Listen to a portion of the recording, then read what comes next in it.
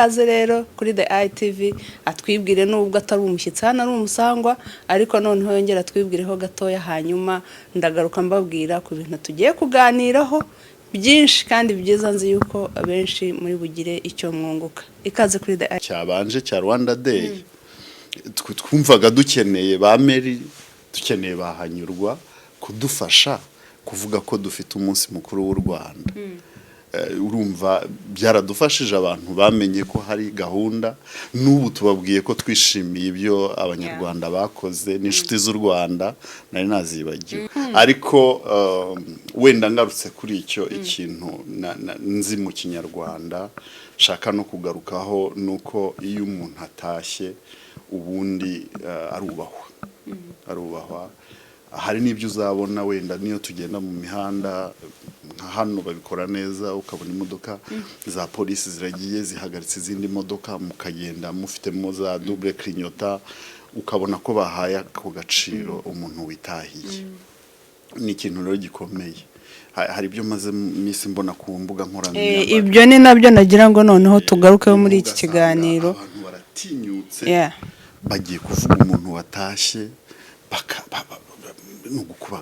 nugukubagana ntibiri mu muco wacu.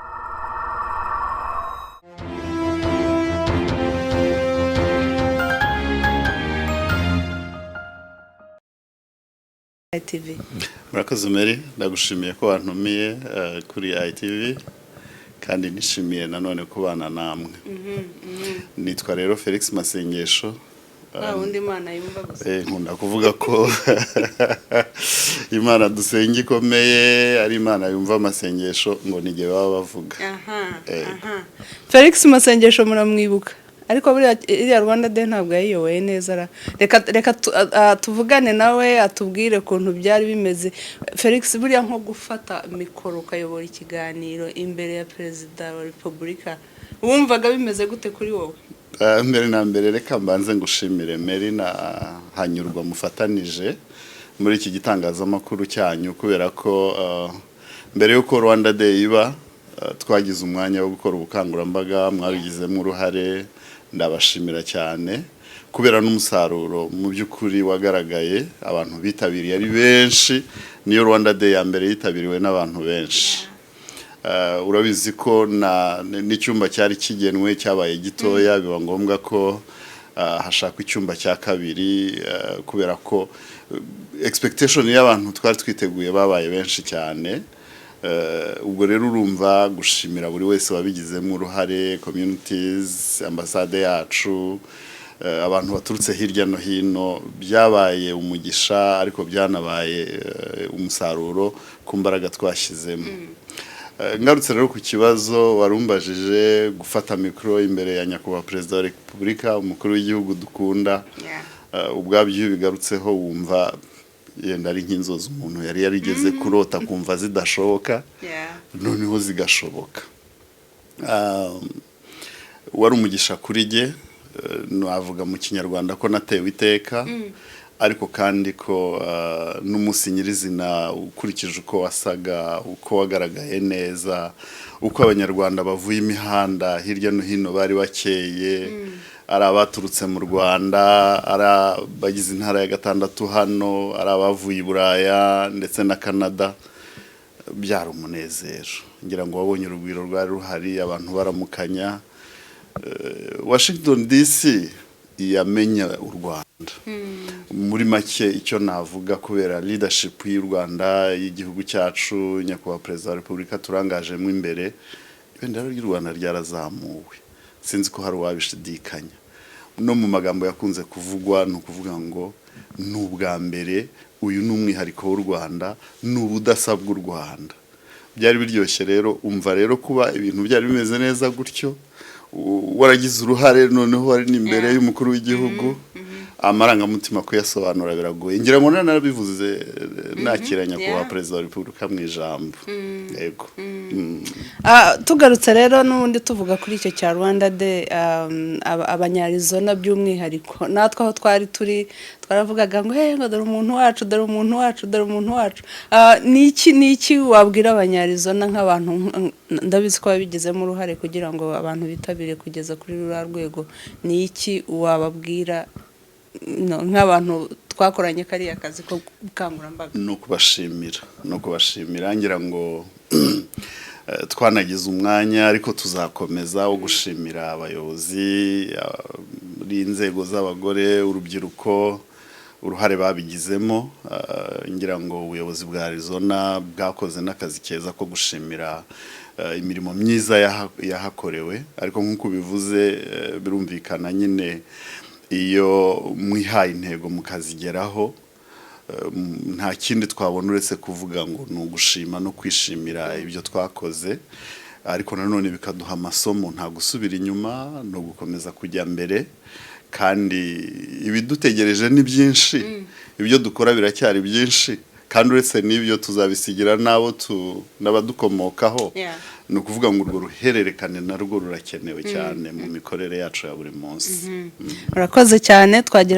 Byari kugira ngo tugarukeho gatoya kuri Rwanda Day, kubera yuko nk'umuntu wayoboye biriya birori, nk'umuntu wayoboye biriya biganiro, ntabwo wari kuza imbere ya kamera ngo upfe kuducika tutabivuzeho. Rero uyu mugabo Felix Masengesho mu busanzwe ni inararibonye ku bintu byerekeye umuco nyarwanda. Niyo mpamvu nubwo twakomoje gatoya kuri Rwanda Day, nyine nibyo ngibyo nari mvuze, ntago yari gupfa kuducika tutabivuzeho, ariko noneho turagira ngo tuganire gatoya ku muco nyarwanda. Umuco nyarwanda twebwe turi mu mahanga, ariko noneho n'abari mu Rwanda nawe birabareba. Hari igihe twigeze kuganira ngewe nawe off camera, tutari kuri kamera, umbwira gatoya ku bintu byerekeye ngo kwera no kwirabura.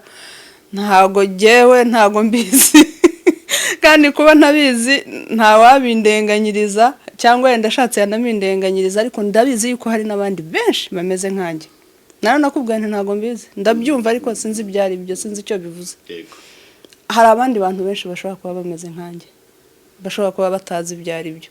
Ndagira ngo tubivugeho gatoya, tuvuge ku muco nyarwanda duhereye kuri icyo ngicyo. Yego, urakoze. Wenda uri bumbabarire mbanze gusa n'usasira kugira ngo nze kugera ku cyo kwera no kwirabura. Ubundi umuntu agera ku kwera no kwirabura hari ibindi byabanje. Ubundi mu Kinyarwanda twemeza ko umuco ugizwe n'inkingi eshatu. Inkingi ya mbere ni umurage. Umurage ni ukuvuga hari ibyo dukomora kubo dukomokaho. Ibyo ni ukuvuga ko no mu yandi magambo tuzabisigira n'abadukomokaho. Cyo ni igice cya mbere. Igice cya kabiri navuga ko reka mvuge ko ari inkingi y'umurage, hakaza inkingi y'ibyo dutira, kuko ubu turi muri Amerika wigeze no kubikomozaho. Hari ibyo tuzakura hano, hari n'ibyo dukura ahandi, nabyo tukabizana mu muco, tukabyegeranya na wa murage. Noneho hari n'ibyo duhanga. Izo ni inkingi eshatu. Ibyo duhanga ni ukuvuga hari ibyo turema, twarahanzwe, twaremwe n'Imana, niko byavugwa, ariko buriya buhanzi bwacu nabwo bugira icyo buzana mu muco wacu. Ugasanga rero iyo ufashe izo nkingi eshatu ushobora kumva ibyo dushaka kuvuga ibyo ari byo, kugira ngo bize gusobanuka. Iyo rero tuvuga ibyo kwera no kwirabura, ubundi bivugwa iyo hari uwapfuye. Hari imihango ikorerwa abapfuye, uko tubaherekeza, uko dushyingura, uko ibyo mwita gukurikiriye, uko bikorwa mu Rwanda bikorwa bite. Ariko nta wabanza gupfa, nubwo ari byo twavugaga kubera icyo twari duhuriyemo, ariko ubundi nyemera kuvuka k'umuntu. Nta wavuga gupfa atabanje kubaho. Ibyo nibyo. Kuvuka rero biri mu mahame ya wa muco navugaga. Ndetse biri no mu itegeko nshinga ryacu. Buriya turavuga ngo umuryango niwo shingiro kamere y'imbaga y'Abanyarwanda, kandi urengerwa na leta. Biri mu ngingo ya 26 y'itegeko nshinga ryacu. umuryango rero ukagirwa n'umugabo n'umugore n'abana. Ngira ngo ni n'amahire ko tuza kugera mu kwezi k'umuryango, umunsi wahariwe abagore. Ibyo ubundi bisanzwe biri mu gaciro k'abanyarwanda. Rero kugira ngo umuryango uboneke uraremwa, imiryango ikabigiramo uruhare. Uzabyumva turi mu mihango yo gusaba mbere yuko abantu bashyingiranwa. Iyo dutora imisango tuba turimo turema umuryango buri tuba tugiye kurema umuryango. Kandi iyo abasaza bakuru bajya gusaba umugeni, akenshi baravuga bati turasaba umukobwa wo muri uyu muryango, tumusabira umuryango kugira ngo tuzamushyingire umuhungu wacu kanaka. Bihereye aho tuba dutangiye kumva rya hame ry'umuryango. Iyo turivuyeho, iyo bamaze gushyingiranwa, hari imihango ikorwa, nari mvuze imisango, bagashyingiranwa uhereye ku gusaba irembo, kuzasaba no gukwa, gutebutsa. Ibyo byose ni ikiganiro. ubwo ndabicamo mu buryo bwihuse. Noneho bamara gutebutsa bakazahekerwa umugeni, bakazatwikururwa, bakazagera ubwo babyara. Ubwo umuryango utangiye kuboneka, bari babiri babaye batatu kuko babyaye imfura, mwana w'uburiza. Uriya mwana w'uburiza n'abandi bose bazakurikira babanzirizwa n'ikintu kiri mu mahame y'u Rwanda. Umwami w'u Rwanda witwa Cyilima Rujugira yaciye iteka ko umubyeyi wese ubyaye agomba guhembwa. Iyo ubona duhemba, tuba turi kubahiriza ihame ry'umuco, ni wa murage navugaga, sibyo? Ariko twajyanaga amata, ubu twongeraho n'ibindi bikoresho byiyambazwa bya daipa n'ibyo byose. Ibyo twarabitiye turasirimuka. gutira wigeze kubivugaho. Ego. Noneho tukazagera igihe abana bakura bagahabwa uburere bw'ababyeyi, bakabwirwa igihugu. Iyo nagize amahirwe yo kwigisha abantu nkunda kubabwira mubibutsa u Rwanda, umutamike u Rwanda, umutamike ibere, umutamike na wa muco, umutamike gukunda igihugu.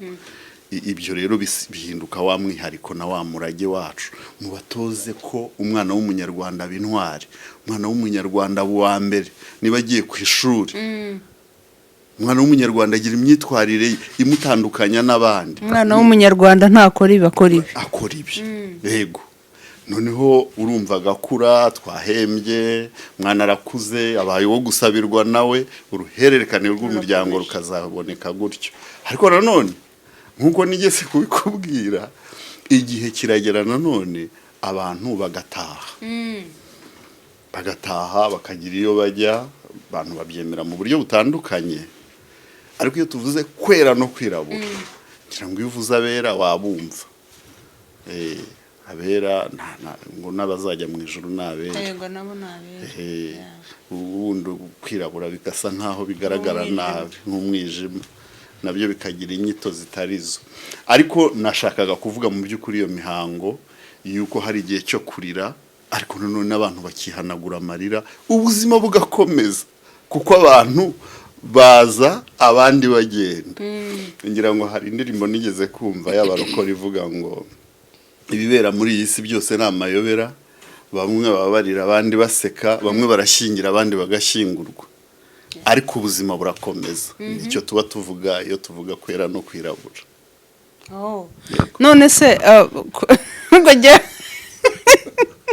ubwo njyewe kwera no kwirabura natekerezaga yuko nayo ari nk'imihango, ikorwa. Yego, nibyo. Kuko warambwiye uti njyewe ntago njya nera, niba warambwiye ngo ntujya wera, niba warambwiye ngo ntujya wirabura, ngo kwera no kwirabura.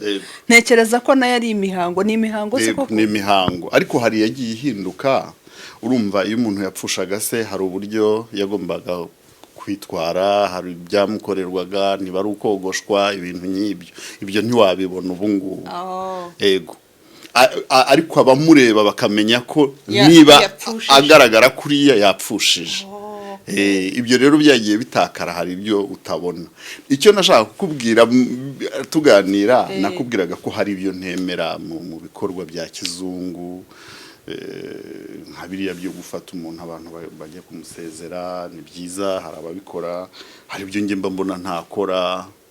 ko kumusezera se agiye he ubundi ko turi kumwe nawe ibikorwa bye bizagumana natwe kandi nyirango aba yaranagiye kera ahubwo aba yagiye mu bundi buzima ariko ubwo nabangiye muri polemique nibyo kwamagana kuko biramutse bikomeje kuriya twazisanga ntaho dutandukaniye n'abandi kandi ubundi turi imfura kandi imfura zigira uko ziramira zigira ibyo zivuga n'ibyo zitavuga zigira ibicocerwa mu muryango byaba biri hanze ku karubanda umuntu akagira ibyo amira akagira n'ibyo asohora nibwo bupfura yego mbivuga rero nicyo nerekezagaho nshaka kugaragaza ko hari aho umuntu atageza ijwi rye iyo bigarutse ku muntu utashye kuko aba baye umunyacyubahiro n'abari mu madini ngira ngo baravuga ngo azaba umutagatifu abasabire urumva se wamuherekeza gutyo akagusabira ubwo ngarutse kuri cya kindi n'ubundi cyahandi imico ya gikirisitu nuko ibyemera abandi bakavuga wenda ko hajya mu muriro ariko nge ntekereza ko umuntu atagiye muri ibyo yagaruka ku kintu cy'ingenzi kivuga ku ubupfura bwo kumenya kuganira ubupfura bwo kumenya icyo waha abantu kikabafasha icyo ubona kitari bubafashe ukakigumana yego nagira ngo noneho tuvuge kuri aka ngaka kuko n'ubundi twavugaga ku byerekeye umuco n'ukuntu turimo kwitwara muri ino minsi urabona muri ino minsi dufite ikintu cyitwa social media iterambere ryaraje aho buri muntu asigaye abyuka akagenda akavuga ibintu uko abyumva mu mutwe we urimo urahuza gute umuco na bwa bupfura wavugaga n'izi social media turimo gukoresha muri ino minsi social media si ikibazo natwe turazifashisha kugira ngo tuvuge kuri kiriya kiganiro cyabanje cya Rwanda Day twumvaga dukeneye ba Mary dukeneye bahanyurwa kudufasha kuvuga ko dufite umunsi mukuru w'u Rwanda urumva byaradufashije abantu bamenye ko hari gahunda n'ubu tubabwiye ko twishimiye ibyo abanyarwanda bakoze n'inshuti z'u Rwanda nari nazibagiwe turazikunda cyane inshuti z'u Rwanda zitugaragariza urukundo kandi u Rwanda rurakunditse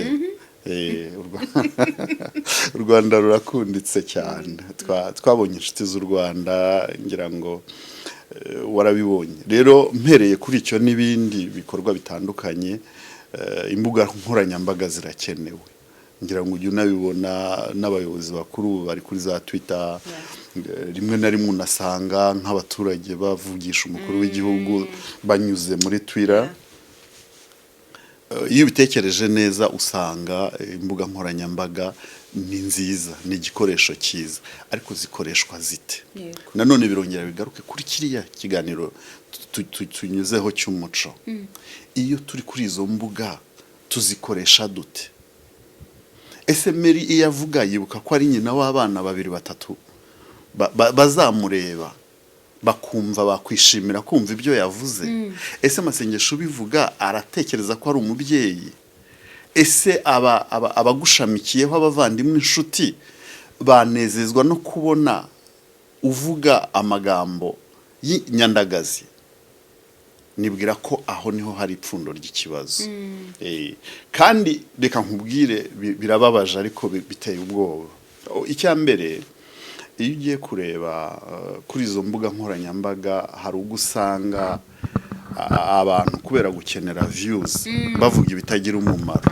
akaba ari nabyo byitabirwa je nahitamo kutitabirwa ariko nkaba mfite ijambo ryahindura ubuzima hari umunyamakuru nkunda simuzi ntabwo ndamubona ariko nk'iyo content ijambo ryahindura ubuzima urumva n'inyito yaryo uko isobanutse n'abandi banyamakuru benshi hari abo nkurikira hari abo kuri televiziyo hari abo kuri radio Rwanda hari abavuga hari abafite za content wumva ukumva ziryoheye amatwi ziryoheye umutima kandi ziranyura muri ya nzira ubuse Mary ko mukora ibiganiro kutarajya mu bitagira umumaro wibaza yuko nubwo utagira views nk'izabo bavuga ibitagira umumaro ariko wenda bigira umumaro kuri bo simbizi ariko mu bijyanye n'indangagaciro, mu bijyanye na kirazira nyarwanda, njye ntekereza ko abantu badakwiye kugera aho ngaho.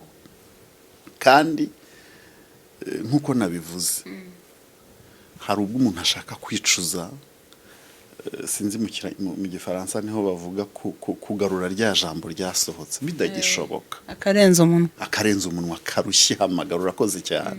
Yego, ni byiza rero ko abantu bamenya kwiramira. Nigeze no kubivuga, mvuga ibyo kwera no kwirabura, nuko abantu bakwiye kuba bitwara. Iyo social media abantu bayihinduye, uretse ko mu yandi magambo hari nubwo mvuga ngo abantu baba bagaragaje abaribo.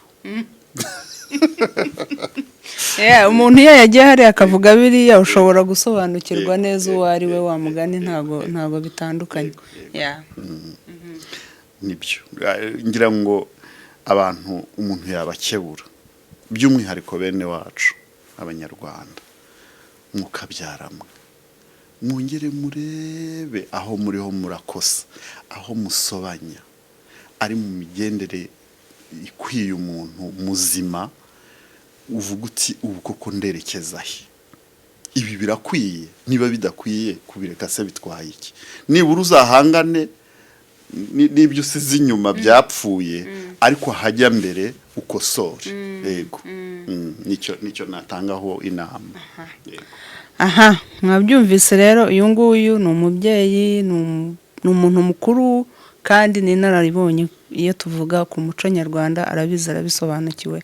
Ubwo ntekereza yuko mu bintu byose tuvugiye hano, umuntu yakagombye gukuramo icyo kimwubaka, yumva nawe cyagira icyo kimumarira, kubera yuko n'ubundi ni uguhugurana, ni ukwigishanya, ni ugukangura. Hari igihe abantu batandukira, wa mugani ugasanga umuntu asa n'uwatanye yavuye mu murongo, ariko nk'ibi ngibi iyo tubivuze haba harimo kugarura abantu ku murongo. Nagira ngo rero dusoze, yenda mu magambo make yasezere ku bantu. Urakoze. Ngira ngo nta kindi navuga uretse gushimira abadukurikira no kubabwira ngo ni byiza ko tugira umwanya wo gutekereza ku cyiza cyaturanga. Ndabihera hanini no ku byo twaganiriyeho na mbere, urumva twazamuye ibendera, dukomeze turizamure ku cyiza. Ndibuka turi muri Rwanda Day, hari abanyamerika bambazaga bati ariko se abantu bashobora kuganira gutya, bagahoberana gutya, ntihabe incident ni ko kantu ntabwo bari bakavuze kandi karisaho cyane. Abapolisi bari bashinzwe umutekano hari twahuriye kuri icyo kintu. Buriya rero twagaragaje abo turi ku cyiza. Tekereza rero tumenyekanye ku kibi. Ubutumwa mu by'ukuri nubwo byatunguranye iki kiganiro kitari giteganijwe, ariko kumfatirana ndumva dutanze ubutumwa bw'ingenzi, abantu babwakire neza kandi bakomeze kubagana, bababaze bati se twabigenza dute, nibiba ngombwa dusubire muri ya mateka yacu na wa muco wacu, nabyo twabirambura kugira ngo umuntu wese agende yishaka. Tuzabikora. Twaba tubonye umwanya wo kubavura. Ubundi mu Kinyarwanda tubyita kugangahura. Ubwo rero twagangahura mu buryo bukiza abantu, kugira ngo turusheho, by'umwihariko abantu turi muri aya mahanga, ntabwo dukeneye ibyonnyi biza kudutwarira ibyiza. Reka tubikomereho kuko ni umurage nyine. Ariko ngira ngo no mu Rwanda, ngira ngo waruvuze muri aya mahanga, ntekereza ko no mu Rwanda nabo barabikeneye.